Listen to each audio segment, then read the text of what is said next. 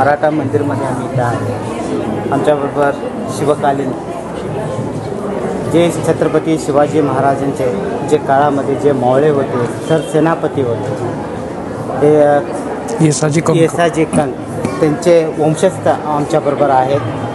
अनेक त्यांचे सहकारी त्यांचे वंशज आमच्याबरोबर आहेत. महाराजांचा स्वराज घडवण्यासाठी जे काही आपला त्याग बलिदान त्यांनी दिलेले आहेत, त्यांचे या स्वराज्याचे जे काही एक आठवणी आहेत त्यांनी आमच्याबरोबर हे करणार आहेत. पंचायत स्वराज समाचारबरोबर त्यांनी एक माहिती आमच्याबरोबर हे वाटून घेणार आहेत.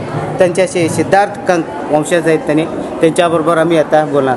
साहेब, तुम्ही कितव्या वंशज तुम्ही? नमस्कार, मी सिद्धार्थ कंक, सरनोबत येसाजी कंक यांची आमची ही 14वी पिढी.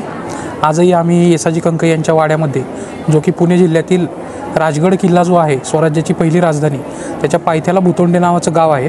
त्या गावात येसाजी कंकांचा शिवकालीन वाडा आहे. त्या वाड्यामध्ये आम्ही आजही राहतो आणि तिथं ही पिढी गेले 13-14 पिढ्या आम्ही तिथं राहतो. आता काय आठवणी सांगता तुमच्या वंशजाची? ज्या स्वराज घडत होता त्या काळापासून तुमच्या वंशज त्या स्वराज्य घडवण्यासाठी तुम्ही काम केलेलं आहे, तुमच्या वंशजचं काम केलेलं आहे. कसं तुम्हाला काय इतिहास कसा पाहता तुम्ही? खरं तर छत्रपती श्री शिवाजी महाराजांच्या अगदी बालपणापासून सरनोबत येसाजी कंक हे त्यांचे बाल सवंगडी म्हणून त्यांचा उल्लेख येतो. म्हणजे शिवाजी महाराजांनी जेव्हा स्वराज्याची शपथ घेतली, किल्ले रायरेश्वराच्या मंदिरामध्ये त्या ठिकाणी शपथ घेताना जे मोजके 5-6 मावळे शिवाजी महाराजांबरोबर होते, त्या मावळ्यांमध्ये येसाजी कंकांचा समावेश होता. अगदी त्या काळापासून स्वराज्यातील पहिला किल्ला तोरणा जिंकताना असेल, पुरंदरचा तह असेल, स्वराज्यानंतर आलेले वेगवेगळी संकटं असतील, म्हणजे अफजल खान वध असेल, शाहिस्ते खानाचा जेव्हा हल्ला केला शाहिस्ते खानावर तो प्रसंग असेल, किंवा जेव्हा महाराज बाहेरच्या मोहिमांमध्ये गेले, सुरतेची स्वारी असेल, आग्र्यावरून जी महाराजांची सुटका झाली, दक्षिण दिग्विजय झाला, या प्रत्येक मोहिमेमध्ये येसाजी कंक त्या ठिकाणी महाराजांच्या बरोबरीनं त्या प्रत्येक मोहिमेत सहभागी झालेले आहेत. आणि महाराजांना प्रत्येक ठिकाणी एक जसं प्रभू श्रीरामांना हनुमान सोबत होते, तसं महाराजांना येसाजी कंक प्रत्येक समयी त्या ठिकाणी सोबत होते आणि वेगवेगळ्या मोहिमांमध्ये त्यांचं त्या ठिकाणी मदत लाभलेली आहे. आता तुम्ही इथं प्रदर्शन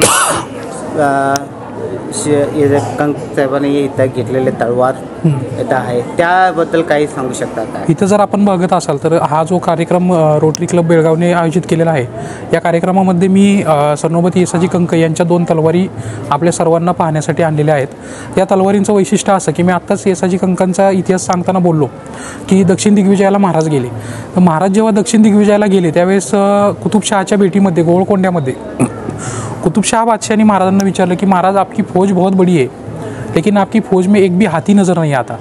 तेव्हा महाराज म्हणाले होते की आमचा प्रत्येक मावळा हा हत्तीच्या ताकदीचा आहे. तर असं म्हणल्यानंतर कुतुबशाह म्हणाला की वैसा होगा तो आपका कोई मावळा हमारे हाथी से लढाई कर सकता है क्या? तर अशावेळी महाराजांच्या बाजूला येसाजी कंक उभे होते. महाराजांनी सांगितलं की हा मावळा त्यातलाच आहे, हे तुमच्या हत्तीशी झुंज करतील. त्यावेळी येसाजींचं वय होतं 50 वर्ष, परंतु वयाच्या 50व्या वर्षीसुद्धा महाराजांचा शब्द पाळण्यासाठी आणि आपली निष्ठा स्वराज्याप्रती जी आहे ती सादर करण्यासाठी येसाजी कंकांनी त्या कुतुबशहाच्या हत्तीशी झुंज दिली. आणि या झुंजीमध्ये अतिशय शर्तीची त्या ठिकाणी झुंज झाली आणि या झुंजीमध्ये येसाजी कंकांनी त्या कुतुबशहाच्या हत्तीला धारातीर्थी पाडले, त्याची सोंड धाडा वेगळी केली आणि या पराक्रमामध्ये जी तलवार वापरली गेली ती तलवार या ठिकाणी आपल्याला दर्शनासाठी आणलेली आहे. त्याच पद्धतीनं दुसरी जी तलवार आहे ती धर्मवीर छत्रपती संभाजी महाराजांच्या कालखंडामध्ये फोंडा किल्ल्यावर लढताना, पोर्तुगीजांशी जेव्हा फोंडा किल्ला राखताना येसाजी कंक आणि त्यांचे पुत्र कृष्णाजी कंक लढत होते, त्या लढाईमध्ये जे येसाजी कंकांनी तलवार वापरली. अशा पद्धतीच्या या 2 तलवारी आपल्या दर्शनासाठी या ठिकाणी उपस्थित केलेल्या आहेत आणि चांगला प्रतिसाद बेळगावच्या जनतेचा या प्रदर्शनाला मिळत आहे. तलवारचे जरा आम्हाला दाखवता का? ते एक नजर आम्हाला बघायला मिळेल का? या ठिकाणी बघू शकता, तिथे ठेवलेले आहेत.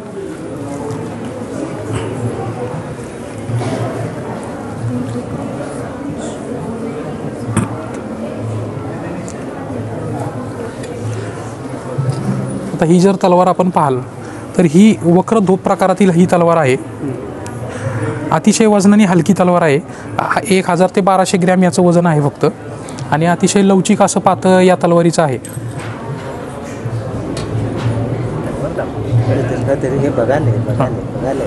अशा पद्धतीची ही तलवार आहे. पूर्वीच्या तलवारींना महाराजांनी ह्या मुठीचा त्या ठिकाणी आविष्कार केला, कारण लढताना आपल्या मावळ्यांच्या बोटाला जर इजा झाली किंवा बोट तुटलं तर तो मावळा पुन्हा तलवार हातात पकडू शकत नव्हता. त्यामुळे त्या बोटं संरक्षित राहिली पाहिजेत, त्यामुळे महाराजांनी ह्या मुठीचा आविष्कार केला आणि अशा पद्धतीनं आपल्या मावळ्यांची बोटं त्या ठिकाणी सुरक्षित राहू लागली. आणि अशा पद्धतीनं वजनाने अगदी हलकी, अतिशय लवचिक असं त्याचं पाता आहे, ब्लेड आहे. आणि इथं बघाल तर इथं एक अशी नाळ आहे, ते जेणेकरून समजा शत्रूच्या पोटामध्ये ही तलवार जर खुपसली तर त्यातून रक्त यातून बाहेर पडावं आणि ते एअर सर्क्युलेशन होऊन ती तलवार पटकन बाहेर काढता यावी. कारण युद्धामध्ये जर तो मावळा तिथं अडकला ते तलवार पोटात तर दुसरा शत्रू आला तर त्याच्यावर वार करण्यासाठी तो जाम होऊन जातो. त्यामुळं अशा पद्धतीनं महाराजांनी अतिशय बारकावे लक्षात घेऊन तलवारींचा या ठिकाणी आविष्कार केलेला आहे. ती दुसरी जर तलवार आपण पाहाल, वजन काय म्हटलं? 1200 ग्रॅम. ही सरळ धोप प्रकारातील मराठा धोप तलवार आहे. हिचंही वजन 1200 ते 1300 ग्रॅमचं आहे. अशा पद्धतीची ही अतिशय मानाची अशी ही तलवार आपण बघू शकता. हिचं नक्षीकाम थोडंसं त्याचं डिझाईन वेगळं आहे, तिचं डिझाईन थोडंसं वेगळं होतं. ही सरळ धोप प्रकारात येते. घोडदळाच्या अधिकाऱ्यांकडे या अशा प्रकारच्या तलवारी असायच्या, जेणेकरून घोड्याच्या उंचीवरून जरी खाली मारायचं झालं तरी हे लांब तलवार असल्यामुळे ते शत्रूपर्यंत पोहोचणं सोपं व्हायचं. अशा पद्धतीच्या ह्या तलवारी आहेत. ते या आपल्यासाठी दर्शनासाठी उपस्थित केलेल्या आहेत. धन्यवाद साहेब. आपल्याबद्दल स्वराज कसा घडला, स्वराज्याचा मोहीम कसा होता, तुम्ही सविस्तारानं आमच्याबरोबर सांगितलं.